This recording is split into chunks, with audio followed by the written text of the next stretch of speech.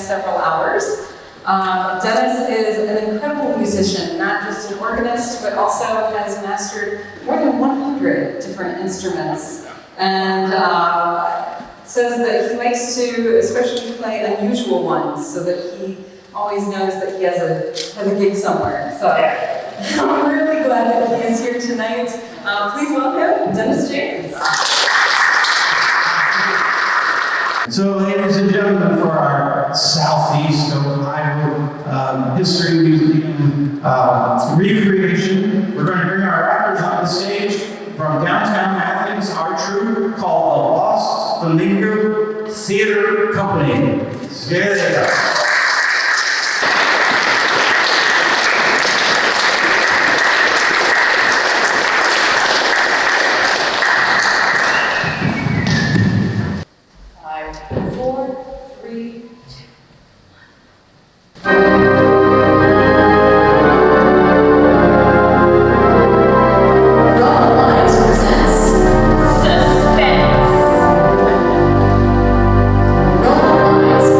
California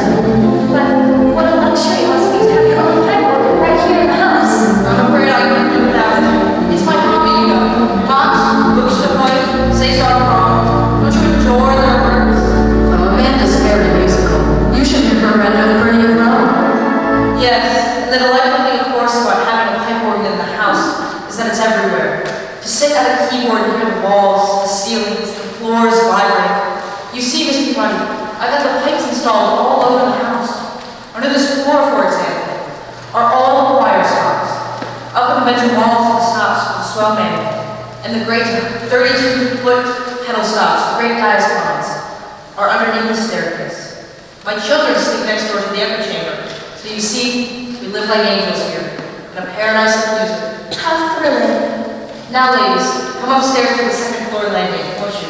And I'll show you the console. It was made for me in Vienna.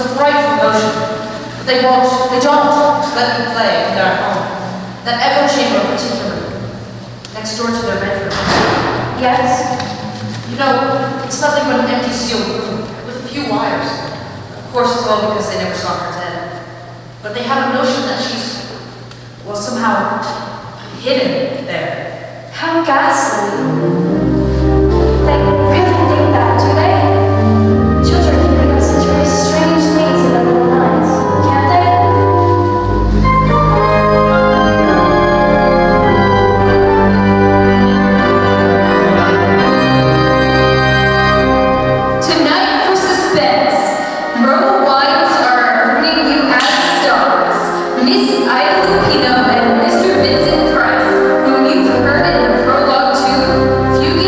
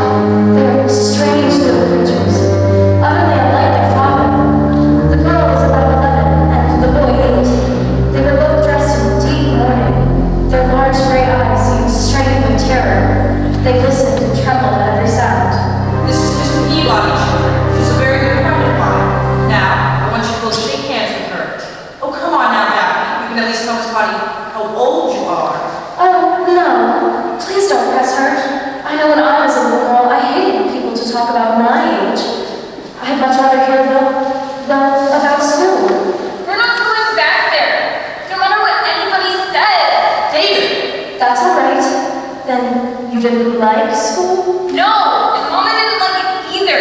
She cried when we went away. Oh. But your mama wanted you to be educated, didn't she? She wanted you to grow up and be intelligent people, didn't she? Didn't she, Daphne?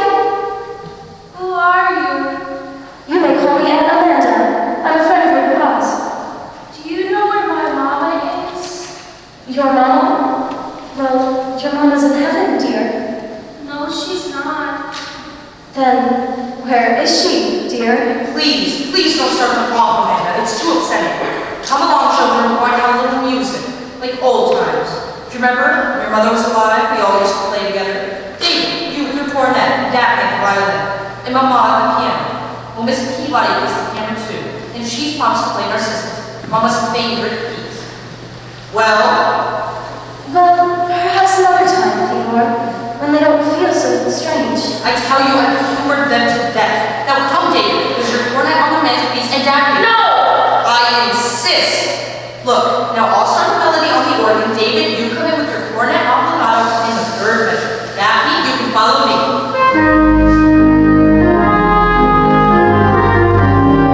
What's that? Come along, children. What's that note? You know, making the funny noise. What note? Oh, you mean that? That's just a cipher. A wire must have stuck somewhere. Or one of the pipe valves. It's Mama. That's where Mama is. She's calling for us. Now don't be silly. I'll just hit the key a few times and it'll stop. You've heard these ciphers before, haven't you, Miss Peabody?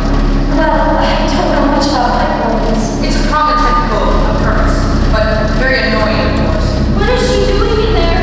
Why doesn't it stop? That's where she is. She's in the pipe. She can't get out. Daphne, stop that nonsense! Hush, dear. Your papa will fix it. No, he won't. He can't.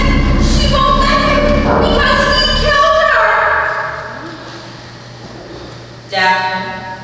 Daphne, what did you say? She didn't mean it, I'm sure. The poor little thing's hysterical. We should have never tried to persuade them. Oh, Amanda, just because they never looked upon her face, because they never saw her lying there in her coffin. Hush. For my own children to believe that I am a murderer. Theodore, you're making them both sick. As though I, who loved their mother so much, who was devoted for 12 years, do I look like a murderer, Amanda? Do I? No. There it is again. It's Mama. It's Mama. Shh, dear. I'll take them upstairs for you, Theodore, while you try to fix it.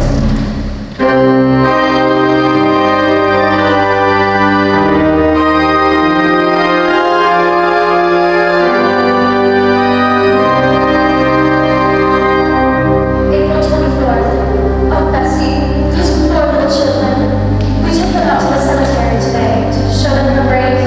A marble angel guarded it. It was planted with pure, white tulip. How final it was, and peaceful. And yet, they began to tremble the moment we set foot inside the house. Poor Theodore. The man is nearly out of his mind. What can he do? I keep asking myself that question. What can he do?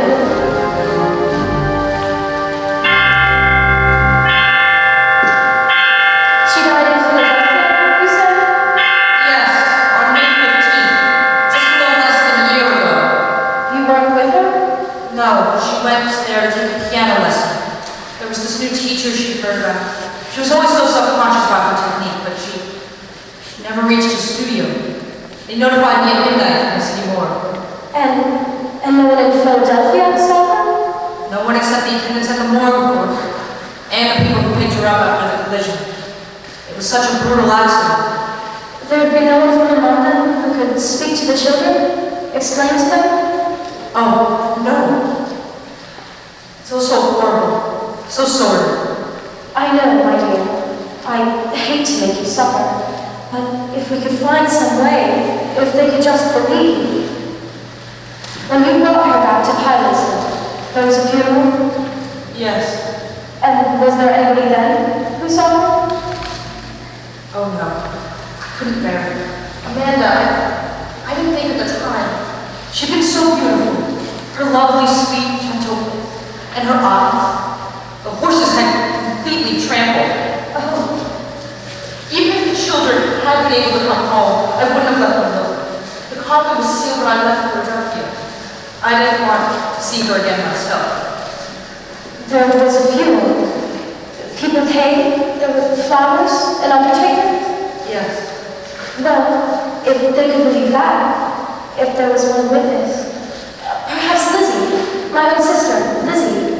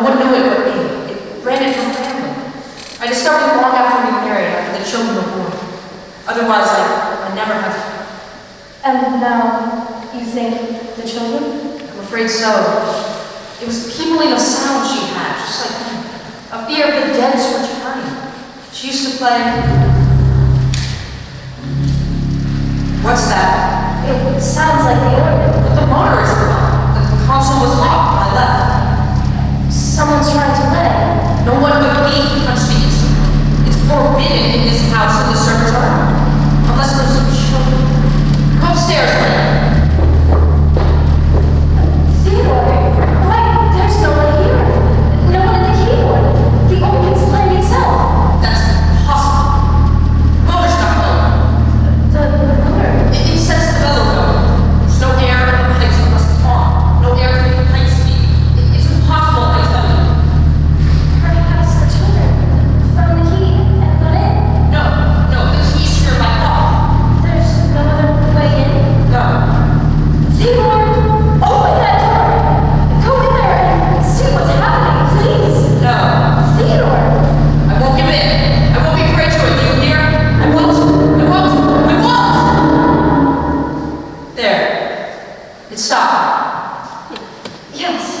was probably nothing but the wind. Theodore, give me the key. I'm not afraid. Are you saying that I am? I don't know, but I'll be fair with you, Theodore. I couldn't marry you and live here with that any more than your children can. What do you mean? Rip out those pipes. Rip out the whole pipe organ. Give it to a church, but don't keep it here. It's not worth Get rid of the pipe organ? it. Yes. I couldn't. The whole house was built around it. It's been the very soul and spirit of this home. Spend the curse, you mean? Theodore, I know I'd go mad too if I had to listen to it night and day. It's so hollow to think of those pipes. So huge down there in the darkness. I'd begin hearing things too. Be quiet. Outside to the wall. No! No! Give me the key! Give me the key! You're hysterical, Amanda. I'm sorry I overburdened you. Why don't you want to go in there? Is it because you know something? You did something? What do you mean? Did you kill her? Amanda. Very well. Here's the key. If that's the way you trust me, we'll go down and look around. Together. Come down, Amanda. I'm sorry, Theodore. It slipped out. It was a dreadful thing to say. All right, I understand. And yet, it hurts a little. I've trusted you so completely, Amanda. Theodore, Yes, Amanda? let's not go in there. I do trust you, darling. I believe everything you've told me. No. This little key, I think it should mean so much. How black it is. Yes, pitch black. And cold. Where are the pipes? I can't see them. Come in further, Amanda. You'll see the pipes as soon as your eyes are accustomed to the darkness. The biggest pipes are packed as well on the great stairs, like giants. Oh, yes, I'm beginning to see them now. Should we be under the candle? Oh, no, no. Go in a little further. Be careful. The floor's the music lines. Now stand there for a second. Theodore, don't leave me. I won't be long. I thought you said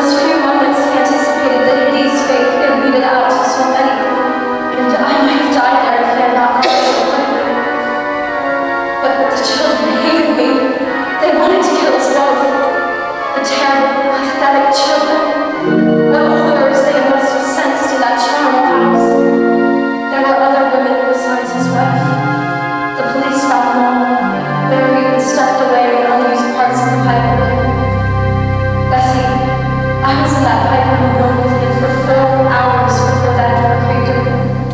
There they stood, and I shall never forget their faces or the things they said. All right, Miss Peabody, you can come out now if you're really sorry. I'm sorry. Are you sure he's quite dead? Yes, he's dead. We were right all this time, weren't we, Miss Peabody? Yes, you were right. Now, will you come and help us find Mama?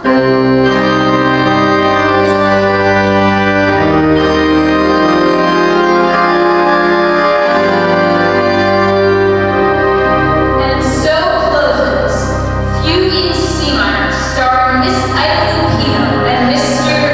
Vincent Price. Tonight's tale of suspense.